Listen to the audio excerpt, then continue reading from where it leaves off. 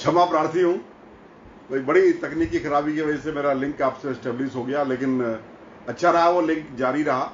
मैं बात आगे बढ़ाता हूं। अभी जो लोग अभी कट के बाद आप जुड़े, उनके लिए बहुत संक्षेप में आज का विषय ये है कि पिछले दिनों जो कुछ भी प्रदेश के अंदर देखने को मिला, वो ये देखने को मिला कि आरएसएस के स्कूलों से, सरस्वती शिशु मंदिर के स्कूलों से पढ़े हुए लोग असफल रहे, एक के बाद एक असफल रहे, और बिल्कुल ऑन रिकॉर्ड असफल रहे। उसमें त्रिवेंद्र जी हो, उसमें तीरथ जी हो, ये दोनों असफल रहे। और मैं बात यहां तक पहुंच गया था कि वर्तमान में जो अभी हमारे पुष्कर सिंह धामी प्रदेश के मुख्यमंत्री बने हैं, वो संघ की पृष्ठभूमि, राजनीतिक करियर है उनका, लेकिन पढ़ाई लिखाई उनकी संघ की नहीं है। ये बड़ा महत्वपूर्ण है, मेरी इस बात पर गौर किया जाए। वो प्रगतिशील विश्वविद्यालय, लखनऊ विश्वविद्यालय के छात्र रहे हैं, पब्लिक एडमिनिस्ट्रेशन वगैरह, जिसका संघ के सिलेबस में ही जो शब्द नहीं है, वो उसमें उन्होंने पब्लिक रिलेशंस, पब्लिक एडमिनिस्ट्रेशन, इसमें उन्होंने आगे पढ़ाई की हुई है। तो उनकी पढ़ाई लिखाई वो वाली नहीं है। और मैं साफ कह दूं, उनकी कार्यशैली में स्पष्ट झलक रहा है, ये उनकी कार्यशैली में झलक रहा है। इससे पहले के जो मुख्यमंत्री थे, शर्मीले, नजर तक उठा करके नहीं देखते थे, उनके कंधे पर दो मंत्री प्रदेश के दाएं बाएं बैठे रहते थे, और ऐसा लगता था जैसे ये इनके कान में सब कुछ बताते हैं। हाँ, ये मैंने देखा है। और बताते कौन थे? वो जो संघ के नहीं थे, वो उनके ऊपर हावी थे। तो संघ की शिक्षा में कहीं नेतृत्व क्षमता की का अभाव था, ये स्पष्ट है, क्योंकि वहां गुरुजी की आज्ञा, बस उस पर तर्क करने की कभी कोशिश नहीं, इसलिए वो एक कॉन्फिडेंस ही नहीं आ पाया संघ के लोगों में। पुष्कर सिंह धामी की शिक्षा ऐसी जगह हुई है जहां पूरा हिंदुस्तान बसता है, जहां गंगा यमुनी तहजीब वहां बसती है, और उनकी मित्रता भी आज उन्हीं में है। वो उनकी कार्यशैली में स्पष्ट झलक रहा है। आज उन्होंने अभी तक किसी कम उम्र के बावजूद किसी को हावी नहीं होने दिया। आइए, जो आज का मूल विषय है, जिस पर मैंने आज का ये वीडियो बनाया, जिस पर मैं आपके लिए लाइव आपके साथ आया हूं, वो विषय ये है कि अभी हाल ही में 2-3 दिन पहले माननीय नरेंद्र मोदी जी ने, प्रधानमंत्री जी ने अपने मंत्रिमंडल का विस्तार किया। यहां तक तो ठीक है, लेकिन विस्तार के साथ साथ उन्होंने 12 मंत्रियों को ड्रॉप भी किया जी। और हम तो उनमें से सबसे ज्यादा जो हमारा एक्सपोजर था, वो था HRD, शिक्षा मंत्री, ह्यूमन रिसोर्सेज डेवलपमेंट मिनिस्ट्री, जिसका पहले नाम था, जो एक समय मुरली मनोहर जोशी जी के पास थी। देश की वाजपेयी जी के समय, अटल बिहारी वाजपेयी जब प्रधानमंत्री थे, तो उस वक्त ये विभाग मुरली मनोहर जोशी जी के पास था। प्रोटोकॉल में वो नंबर 2 थे अपने मंत्रिमंडल के अंदर, यानी इतना 2 या 3 कह लीजिए, अडवाणी जी के बाद लाल कृष्ण अडवाणी जी नंबर 2 थे, और नंबर 3 पर वो थे। तो इतना महत्वपूर्ण विभाग उनको दे रखा था। वो भी संघ के ही पढ़े लिखे व्यक्ति हैं, संघ से ही आए, संघ ही उनकी बैकग्राउंड है। और वो एक बार पहले भारतीय जनता पार्टी उनको फेल कर चुकी चुनाव से, ठीक ऐसे ही जैसे अब है। 6 महीने पहले, 2012 के चुनाव से 6 महीने पहले 2011 सितंबर में उनको भी ऐसे ही हटा दिया गया था। तो संघ वहां भी फेल हुआ था। उनको एक मौका और दिया निशंक जी को। वो अपने आप को डॉक्टर निशंक कहते हैं, हालांकि मुझे ये नहीं मालूम कि वो उन्होंने PhD कहां से की है, बहरहाल जहां से भी की हो, लेकिन संघ की शिक्षा उनके ऊपर हावी हुई और वो कामयाब नहीं हुए अपने जीवन में। ना उत्तराखंड का राजपाट ठीक से संभाल पाए, उनको उन्हीं की पार्टी ने हटाया। हाँ, ये महत्वपूर्ण है देखने लायक कि उन्हीं की पार्टी ने उनको उत्तराखंड के योग्य नहीं समझा।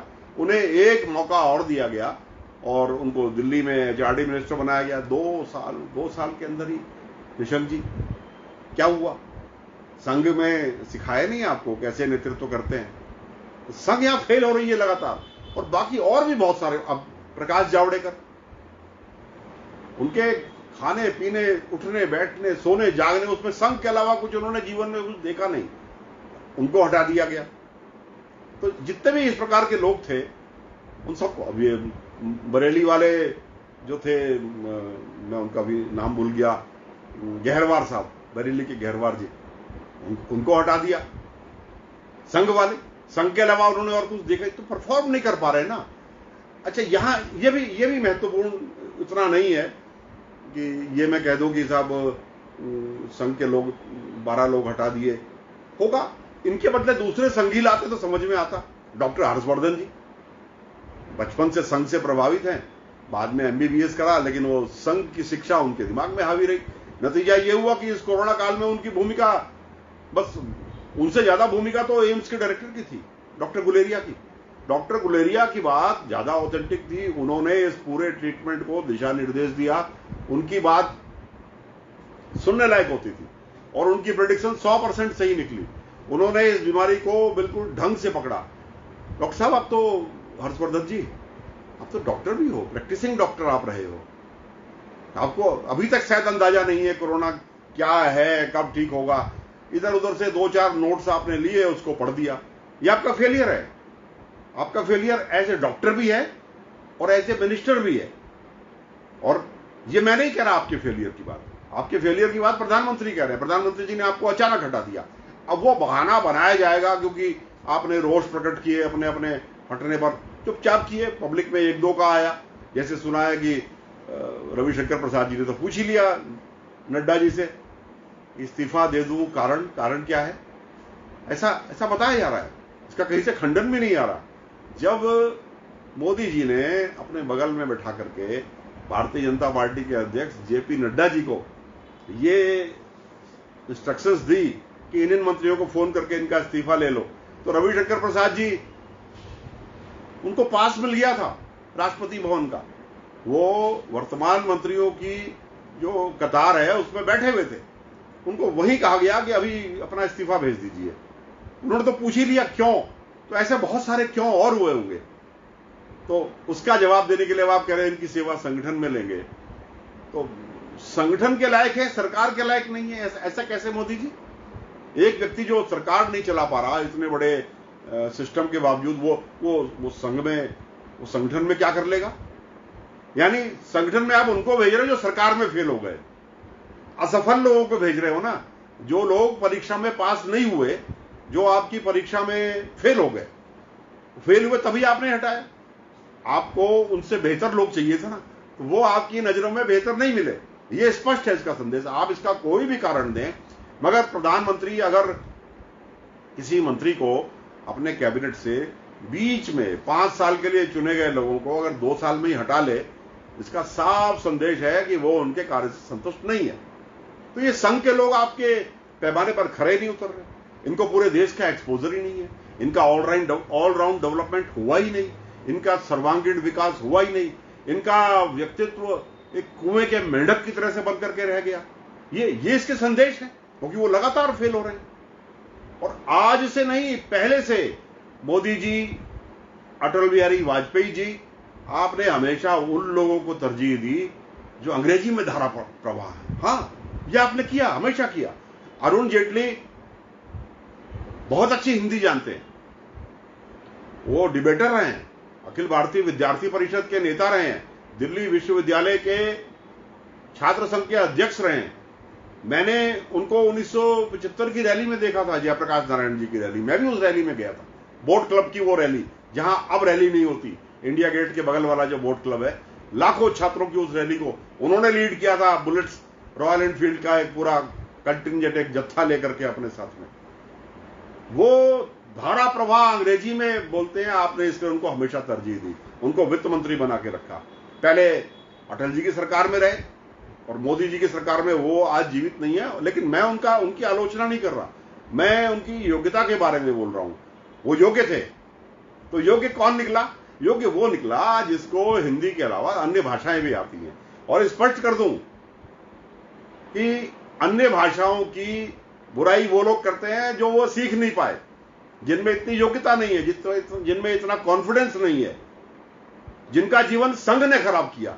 बार बार स्वदेशी भाषा, स्वदेशी भाषा, स्वदेशी। अरे स्वदेशी तो हमारी भाषा है ही है, उस पर तो हमें गर्व है ही। आपके कहने से थोड़ी गर्व होगा। अगर योग्यता है तो दूसरी भाषाएं सीखिए। मैं नहीं कह रहा आप अंग्रेजी सीखिए, मैं नहीं कहता आप अंग्रेजी सीखिए, आप कन्नड़ सीखिए ना, आप तमिल सीखिए, तेलुगु सीखिए, बंगाली सीखिए, उड़िया सीखिए, गुजराती सीखिए, कुछ तो सीखिए। आपको जो भाषा, जो बोली पैदा होते ही आपकी मां ने आपको सिखा दी, वो तो आपको आनी है। वो आप ढंग से बोलते हैं, वो धारा प्रवाह बोलते हैं, उसमें आप निपुण हैं। इसमें क्या बड़ी बात है? वो तो हम पैदा जिस दिन हुए उसी दिन से हम सीख रहे हैं। वो तो सभी जानते हैं। जो अक्षर ज्ञान भी नहीं जानता, जिसके पास अक्षर ज्ञान भी नहीं है, जो पढ़ना नहीं जानता, वो भी बोल लेता है। सभी जानते हैं ना। तो दूसरी भाषा सीखने के लिए योग्यता चाहिए, अतिरिक्त योग्यता चाहिए। माफ कीजिए संघ वालों, जो लोग मुझे इस वक्त देख रहे हैं उनको परेशानी हो रही होगी, लेकिन आत्मावलोकन कीजिएगा अंदर जाकर के। ऐसे लोग समाज में चल नहीं पाए, देश में ही नहीं चल पाए, अंतर्राष्ट्रीय पटल पर क्या चलेंगे, क्या छाप छोड़ेंगे वहां भारत की। और मोदी जी ने अंत में पहचान ली। देखिए, मोदी जी की भी बैकग्राउंड अंग्रेजी शिक्षा की नहीं है, लेकिन वो शार्प है, उन्होंने सीख लिया। वो उनका प्रोनाउंसिएशन उतना अच्छा नहीं है, और अच्छा हो भी जाता तो वो एक गुजराती टच उनकी भाषा में आता है। वो हर एक का आएगा। जो तमिलनाडु का है वो बोलेगा, हमारा डॉक्टर अब्दुल कलाम की उसमें उनका जो बोली थी, भाषा थी, उसमें तमिल टच आता था उनकी अंग्रेजी में, मगर उसकी कोई दिक्कत नहीं है। लेकिन अगर आपको अंतर्राष्ट्रीय पटल पर आप विश्व गुरु बनना चाहते हैं, आप दुनिया के दूसरे देशों के साथ कंधे से कंधा मिला करके, जो एक आधुनिक दुनिया है, नई दुनिया है, अगर आप उसके साथ चलना चाहते हैं तो आपको उनकी भाषा भी सीखनी पड़ेगी। मोदी जी ने सीखी। मोदी जी बोलते हैं, और खाली बोलते ही नहीं, उसका अर्थ भी समझते हैं कि जो मैं बोल रहा हूं वो क्या है। हाँ, लिखित बोलते हैं, उन्होंने टेलीप्रॉम्प्टर से भी पढ़ना सीख लिया। वो जब बोलते हैं अंग्रेजी तो सामने उनके दोनों तरफ, दाएं और बाईं तरफ, एक कंप्यूटर होता है जिस पर टेलीप्रॉम्प्टर जिसको बोलते हैं, उसके ऊपर अंग्रेजी में उनका वो जो कुछ अंग्रेजी में भी और हिंदी में भी पहले से उसमें फीड कर दिया जाता है कि ऐसा बोलेंगे। उसको इधर मुड़े, इधर देख लिया, इधर मुड़े, इधर देख लिया लोग, और उतने हिस्से को फोकस नहीं करते। लोग सोचते हैं कि मोदी जी फ्लुएंट इंग्लिश बोल रहे हैं, मगर ये उन्होंने अंग्रेजी ना आना अपनी कमजोरी नहीं बनने दी, क्योंकि उनमें टैलेंट था। माफ कीजिए, मैं यहां अंग्रेजी की वकालत नहीं कर रहा, लेकिन मैं उस भाषा की बात कर रहा हूं जिसको तमिल भी समझता है, जिसको एक मलयाली भी समझता है, जिसको एक तेलंगाना आंध्रा का तेलुगु व्यक्ति भी समझता है, जिसको मराठी भी समझता है, उड़िया का मंत्री भी, उसका अधिकारी भी समझता है। और फिर इतना ही अगर आपको करना था तो आपको तो काफी समय पहले भी मिला, अब भी मिला। आप करते ना, आप ब्यूरोक्रेसी की भाषा को आप हिंदी कर देते, उसका स्वागत करेंगे हम, दोनों हाथ से स्वागत करेंगे। आप जुडिशरी में जो हाई कोर्ट्स और सुप्रीम कोर्ट है, वहां की भाषा को आप हिंदी कर देते, कंपलसरी कर देते। वो आपने किया नहीं, क्योंकि पूरे देश की पार्टी आप आज भी नहीं बने। आज भी दक्षिण भारत के बहुत सारे राज्य हैं जहां आपके पास 0 सीट है या नगण्य सीट है, क्योंकि पूरे देश में आप हिंदी को अब लड़ते रहे, क्योंकि आप सिर्फ हिंदी भाषी लोगों की राजनीति करते रहे। और ये देश बहुत बड़ा है, ये यहां सबक है, ये उन लोगों के लिए सबक है जो ये सोचते थे कि संघ की पढ़ाई कर ली तो संघ की पढ़ाई के बाद ये संपूर्ण हमारा सर्वांगीण विकास हो गया। संघ की शाखा का अगर हमको नमस्ते सदावत, अगर हमको वहां की प्रार्थना आ गई तो बस अब हम दुनिया की हमने पीएचडी कर ली। ये उनको बताने के लिए कि जब ऊंट पहाड़ के नीचे आता है ना, उसको ऊंचाई अपनी तब पता लगती है। और निशंक जी, आपका बहुत बड़ा कारण यही है। आपको 2 आदमी इस बात के लिए चाहिए थे कि जो आपको पहले ये बताएं कि इस चिट्ठी में क्या लिखा है, और ये चिट्ठी में जो लिखा है इसका ये मतलब है, मैं यहां साइन कर दूं कि ना कर दूं। आपको ना आती ना आपने सीखने की कोशिश की, नतीजा क्या हुआ? आपका राजनीतिक पतन हो गया। ये बड़ा कारण है। और इसकी आपके इस राजनीतिक पतन के लिए आपकी प्रारंभिक शिक्षा दीक्षा और आपके दिमाग में जो बात बैठा दी गई कि हिंदी ही सर्वोच्च है, हिंदी हमारी मातृभाषा है, वो तो सर्वोच्च है, ये बताने की कहां जरूरत है? दूसरी भाषाएं सीखने के लिए क्षमता आपने पैदा की नहीं की तो आप पिछड़ गए। और आज यहां एक सवाल फिर पैदा होता है कि जो लोग बार बार नेहरू जी या इंदिरा गांधी की आलोचना करते हैं, आज उन्हीं की शिक्षा काम आ रही है। उठा करके देखिए, प्रोफाइल उठा करके देखिए, मंत्रियों की जो लंबी चौड़ी लिस्ट है, अधिकांश वही लोग हैं हार्वर्ड से पढ़े हुए, स्टैनफोर्ड यूनिवर्सिटी लंदन से पढ़े हुए। मैंने ये दोनों कैंपस देखे हैं, ऑक्सफोर्ड भी मैंने देखा हुआ है। मैं गया हूं, मैं थोड़ा भाग्यशाली हूं, मैं इन जगहों पर मैं गया हूं, मैंने अपने बच्चों को पढ़ाया है। यहां वो जाकर के पढ़े लिखे लोग हैं, आईआईएम से पढ़े हुए लोग हैं, आईआईटी से पढ़े हुए लोग हैं। मैं देख रहा हूं ना उनको, वो आज आगे आ रहे हैं।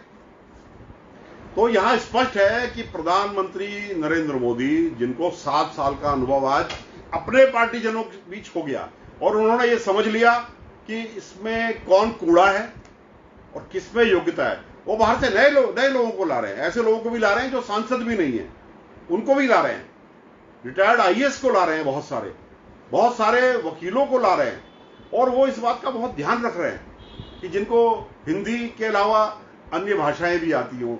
और अगर अंतर्राष्ट्रीय स्तर पर आपने कुछ डील करनी है, जाना है, दूसरे देशों में बात करनी है, तो आपको उनकी भाषा समझने और उनको उन्हीं की भाषा में समझाने, इसकी योग्यता तो चाहिए ना।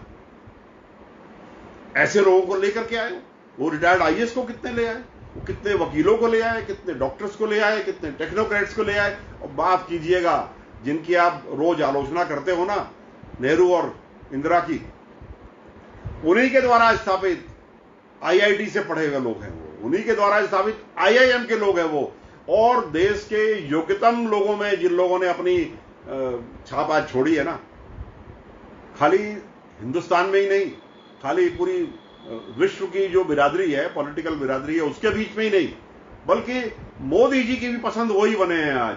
तो अब बोले, अब संघ वाले जाए ना, फिर डंडा लेकर के, है कोई गुरुजी या शाखा का जो मोदी जी क्या जाए और बोले कि साहब ये हिंदी बोलने वालों की उपेक्षा क्यों, संघ की शिक्षा लेने वालों की उपेक्षा क्यों? हो गई बोलती बंद आपकी, हो गई सिट्टी पिट्टी गुम। मैं आज इसलिए कह रहा हूं ये बात कि मैं आ जाऊं मूल विषय पर। मैं संघ द्वारा स्थापित सरस्वती शिशु मंदिरों का विरोधी नहीं हूं, मैं उनका प्रशंसक हूं, मैं उनका समर्थक हूं कि उन्होंने वहां स्कूल खोले जहां सरकारें फेल हो गई। मैं इस बात के लिए संघ की और शिशु मंदिर के जो लोग हैं, टीचर्स हैं, बड़ी विषम परिस्थितियों में उन्होंने बहुत कम तनख्वाह में, ना के बराबर तनख्वाह में उन्होंने वहां पर स्कूल खोले। आज सरकारों ने उनको मान्यता दे दी, वहां तनख्वाहें भी मिलने लगी। लेकिन आप अपनी शिक्षा प्रणाली बदलिए। वो जो गुरु गोलवलकर की और हेडगेवार की जो शिक्षा थी ना, उस पर पूरी तरह से उस पर उलटने की जरूरत है। अब आप वोट के लिए मुसलमानों से अपना डीएनए मिला देते हो, लेकिन कभी यह भी तो स्वीकार करिए भागवत जी कि आपको अपनी शिक्षा प्रणाली जो संघ में आप दे रहे हो, आपको बदलने की जरूरत है। आपको धारा प्रवाह हिंदी बोलने वाले लोग भी चाहिए, संघ से पैदा कीजिए ना। आपका नेटवर्क है, मैं उस नेटवर्क की कदर करता हूं। संघ के स्कूलों की, सरस्वती शिक्षा मंदिरों का बहुत बड़ा नेटवर्क एक बना है, और वो क्षेत्र जहां सरकारें नहीं पहुंच पाई, जहां सरकारें फेल हो गई, वहां आपने स्कूल खोले। मैं इस बात की तारीफ करता हूं। लेकिन अपना सिलेबस बदलिए, अपनी विचारधारा में ताजगी लाइए। सड़ गई है आपकी पुरानी विचारधारा, और उसका नतीजा ये हो रहा है कि आज हमारे यहां जो बच्चे पढ़े हुए हैं, वो जो बीपीओ में आज जो नौकरी निकलती हैं, ये जो जितने कॉल सेंटर्स हैं उनमें मल्टीनेशनल्स की नौकरी, वहां हमारे बच्चे फेल हो रहे हैं आज। इसके लिए भी संघ जिम्मेदार है। हमारे बच्चे वहां अंग्रेजी ना बोल पाने के कारण, अंग्रेजी ना सीख पाने। अगर आपने अमेरिका का मैनेजमेंट यहां करना है, अगर यूनाइटेड किंगडम की थेम्स वाटर एजेंसी का बिल आपने यहां से भरवाना है, तो उसके लिए अंग्रेजी बोलनी आपको आनी पड़ेगी। ये नई दुनिया का प्लेटफॉर्म है नौकरी पाने का। और अंग्रेजी स्कूलों के बच्चे 10वीं पास, 12वीं पास, 12वीं फेल, जो अंग्रेजी में निपुण है, जो अंग्रेजी में धारा प्रवाह है। और यहां ये मत बोलिएगा कि मैं हिंदी का विरोध कर रहा हूं। हिंदी उन सबको आती है जो अंतर्राष्ट्रीय कस्टमर से कॉल पर बढ़िया एक्सेंट में, उन्हीं के एक्सेंट में, लंदन वाले से, यूके वाले से यूके एक्सेंट में, उसी बोली भाषा में बात करते हैं। अमेरिकन जो जिनके पास फ्रेंचाइजी है, जो अमेरिका का मैनेजमेंट देखते हैं, उनसे उस भाषा में बात करते हैं। बच्चे बड़े टैलेंटेड हैं, लेकिन वो टैलेंट आपने आरएसएस के स्कूलों में पैदा ही नहीं होने दिया। आरएसएस वालों, आपका नेटवर्क बहुत बड़ा है। मैं नहीं कहता कि आप इस नेटवर्क को अपना तोड़िए, इस नेटवर्क को खत्म करिए, नहीं। आपने समय पर बहुत अच्छा काम किया, लेकिन इसमें आमूल चूल परिवर्तन करने की जरूरत है। इसका असर हमारे नौजवानों की शिक्षा से, उनके रोजगार से, उनके कॉन्फिडेंस से, उनको राष्ट्रीय स्तर पर जो उनको अपॉर्चुनिटी मिलनी चाहिए उस पर भी, और जो अंतर्राष्ट्रीय स्तर पर जो उनको अपॉर्चुनिटी मिलनी चाहिए उस पर भी बड़ा भारी असर आपकी इस दकियानुसी शिक्षा ने डाला है। इसको बदलिए, इस पर पुनर्विचार करिए, और पुनर्विचार करके इसमें बिल्कुल सिलेबस में बदलाव करके अंतर्राष्ट्रीय, इंटरनेशनली जो कंफर्टेबल हो, आप उस तरह से जाइए ना, उस तरह से सिखाइए अपने बच्चों को। तो ये करने की जरूरत है, वरना तो यही होगा। आज मंत्रिमंडल के अयोग्य समझा गया है, जीवन में अच्छी अच्छी नौकरियों के लिए अयोग्य समझा गया है। शिशु मंदिर में पढ़े हुए उन लोगों का जो बहुत टैलेंटेड हैं, वो बच्चे जो बहुत टैलेंटेड हैं, लेकिन आपने बचपन से उनके मन में ये बैठा दिया कि हिंदी के अलावा कुछ और मत सीखना, बस हिंदी ही सब कुछ है। आपने ये सिखा दिया उनको, और फिर हिंदी भाषियों के लिए आपने नौकरियों की अपॉर्चुनिटी पैदा नहीं पैदा करी। उन बच्चों को फिर जो आगे उनको इंजीनियरिंग करनी पड़ती है, उसमें हिंदी में सिलेबस ही नहीं है। जो टेक्निकल टर्मिनोलॉजी है पढ़ाई लिखाई की, वो हिंदी में है ही नहीं। तो क्यों नहीं आपने सिलेबस उसके लिए बनाया, हिंदी के लिए? चलिए, अगर आपको अंग्रेजी से इतनी चिढ़ है, आपको अंतर्राष्ट्रीय भाषाओं से इतनी चिढ़ है, तो बनाइए ना, फिर हिंदी का सिलेबस बनाइए, पढ़ाई कराइए, कर दीजिए कंपलसरी। और आईआईटी में तो आपका एक बच्चा भी नहीं जाएगा, वहां तो स्कूल का चपरासी भी अंग्रेजी ही बोलता है, वो वहां का माहौल ऐसा है। आईआईएम के बच्चे, वो कंप्यूटर में उसके लिए सॉफ्टवेयर ही नहीं है। अगर आप हिंदी में मैनेजमेंट करने लगे, उसका सॉफ्टवेयर ही नहीं, और सॉफ्टवेयर आ गया तो उसकी टर्मिनोलॉजी उसकी पॉपुलर नहीं है, उसको पढ़ाने वाले, उसको सीखने वाले शिक्षक नहीं है, उसको समझने के लिए आपके पास गूगल में कुछ भी डाउनलोडेड नहीं है, उसको समझने के लिए आपके पास किताबें नहीं है। तो जिस भाषा में किताब है, जिस भाषा में सिलेबस है, उस भाषा में बच्चों को पढ़ाइए, उस भाषा में बच्चों को आगे बढ़ाइए, और वहां बढ़ेगा तो मैं आपको विश्वास दिलाता हूं संघ वालों, एक दिन आएगा जिस दिन संघ के पढ़े लिखे लोग धारा प्रवाह अंतर्राष्ट्रीय भाषाओं में बात करेंगे, अपनी योग्यता सिद्ध करेंगे, और उस दिन कोई प्रधानमंत्री इसलिए उनको नहीं निकालेगा कि आपका सर्वांगीण विकास नहीं हुआ। यह बात सच्चाई है, आप उठा करके देखिए। आज मंत्रिमंडल में वकील हैं, मंत्रिमंडल में ब्यूरोक्रेट्स हैं, टेक्नोक्रेट्स हैं, इंजीनियर्स हैं, और एक्स ब्यूरोक्रेट्स बहुत सारे ऐसे भी हैं कि अभी रिटायरमेंट हुआ, कि उसका तो रिटायरमेंट कराया गया प्री मैच्योर, कि इनका रिटायरमेंट करा के लाइए, मुझे इनकी जरूरत यहां है, ऐसा लाया गया। उनमें अभी अरविंद कुमार शर्मा आए हैं, आपके एक ब्यूरोक्रेट उत्तर प्रदेश में, अभी ताजे बिल्कुल, अभी 4 दिन हुए। वैष्णव जी मूल रूप से राजस्थान के हैं, लेकिन उड़ीसा में वो पोस्टेड थे, वो वहां से रिटायर हुए। ऐसे कितने ही लोग हैं। मनोज सिन्हा है, आपको अच्छे आदमी मिले, वो एक अच्छे प्रशासक है, जो आपके JNK के लेफ्टिनेंट गवर्नर हैं, ऐसे लोग मिले आपको। किरण बेदी को की सेवाएं आपने लंबे समय वहां ली, पौंडीचेरी में, पुडुचेरी जिसको स्थानीय भाषा में बोलते हैं। ऐसे लोगों को तो आप चुन चुन के लाए, और उन्होंने आपको निराश नहीं किया, उन्होंने आपको रिजल्ट दिए, परिणाम दिए। इसलिए शिक्षा में बदलाव कीजिए मोदी जी, इसकी पहल भी आपको करनी पड़ेगी, क्योंकि आप इसकी कीमत समझते हो। आप ना जानते हुए भी, ऐसे वातावरण में रहते हुए भी, आपने सारी भाषाओं में बोलना सीखना, पढ़ना लिखना और उसको समझना, यह आपने सीखा। मैं इस बात के लिए आपकी तारीफ कर रहा हूं। अन्य बातों में आपकी आलोचना हो सकती है, अन्य चीजों में आपकी आलोचना हो सकती है, लेकिन आज आपने भी समझ लिया कि ये इस रद्दी टीम से सिर्फ इसलिए कि ये इन्होंने संघ की सेवा करी है पूरे जीवन भर, इससे गुजारा नहीं होने वाला। अगर परफॉर्म करना है, अगर देश को परिणाम देने हैं, तो आपके ऐसे लोग चाहिए जिनके जीवन का सर्वांगीण विकास हुआ हो। तो RSS की शिशु मंदिर की शिक्षा को भी ऐसा बनाइए, और याद रखिए IIT, IIM और इसको स्थापित करने वाले, इसको मजबूत करने वाले, इसका पूरे देश में नेटवर्क बनाने वाले, ये कल्पना करने वाले, इसको मूर्त रूप देने वाले जवाहरलाल नेहरू और इंदिरा गांधी की इन नीतियों का सम्मान करना भी आप सीखिए। इंदिरा जी और नेहरू जी, इनकी आपको कुछ राजनीतिक, आपको इनके जो वो हैं, इनके निर्णय हैं, उस पर आपत्ति हो सकती है, उस पर करिए, मगर ये इससे काम नहीं चलेगा कि ये सिर्फ इसलिए विरोध करना है कि इसको इंदिरा और नेहरू लेकर के आए थे। नहीं, उन्होंने दुनिया देखी, आपके श्यामा प्रसाद मुखर्जी से ज्यादा दुनिया उन्होंने देखी, और इसीलिए वो नेतृत्व उनका रहा। श्यामा प्रसाद मुखर्जी एक कुंठित व्यक्ति थे, और वो कुंठा 1950 की, जिसकी वजह से उन्होंने कांग्रेस की सरकार से कैबिनेट मंत्री होते हुए, पहली सरकार के मंत्री थे वो, अपनी कुंठा की वजह से उन्होंने उसको छोड़ करके जनसंघ बनाई, और उस कुंठा को आज भी विरासत के रूप में आज संघ वाले आज भी उसी को ढो रहे हैं। इस कुंठा से बाहर निकलिए, दुनिया की तरफ देखिए, और दुनिया को एक ग्लोबल विलेज है आज। इंटरनेट ने आज पूरी दुनिया को एक कर दिया।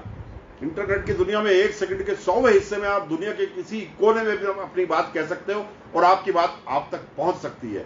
इस टेक्नोलॉजी का लाभ उठाइए और आने वाले समय में देश को योग्य व्यक्ति दीजिए। ये आज समय की मांग है। मैंने आज जो मुझे लगा, मैं सारी जो चीजें हैं समाज की, मैं उनको पढ़ता रहता हूं, मैं उनको देखता रहता हूं, उन पर मनन करता हूं, तो मुझे जो लगा मैंने आपको सप्रमाण आज बताया। आपको अगर मेरी आलोचना करनी है आप स्वतंत्र हो, कर सकते हैं, लेकिन कारण लिखिए साथ में, कारण भी साथ में लिखिए कि क्यों आप मेरी आलोचना कर रहे हो और क्यों हिंदी के अलावा दूसरी भाषाएं नहीं सीखनी चाहिए, ये भी मुझे आप बताइए साथ में। तो फिर क्यों ये केवल हिंदी का ज्ञान रखने वाले अधिकांश वही लोग हटाए गए जिन्हें केवल हिंदी का ही ज्ञान था, जो अंग्रेजी में 0 थे। मीनाक्षी लेखी, उनका क्या लेना देना भारतीय जनता पार्टी से, लेकिन विद्वान है। मैं उनके चयन के लिए मुझे खुशी है। विदेश मंत्री है ना, वहां संघ की शाखा नहीं चलती, संघ का डंडा वहां नहीं चलता। वहां आपको इन डेप्थ नॉलेज चाहिए सब्जेक्ट्स की, बोलने की भी, पढ़ने की भी, समझने की भी। तो मेरे ये विचार थे, आपको अच्छे लगे हो तो मेरे साथ मुझे लाइक कीजिए, नहीं अच्छे लगे हो तो मेरी आलोचना करने का आपको पूरा अधिकार है। इन्हीं शब्दों के साथ मैं सुभाष शर्मा आपसे एक बार फिर विदा लेता हूं। नमस्कार।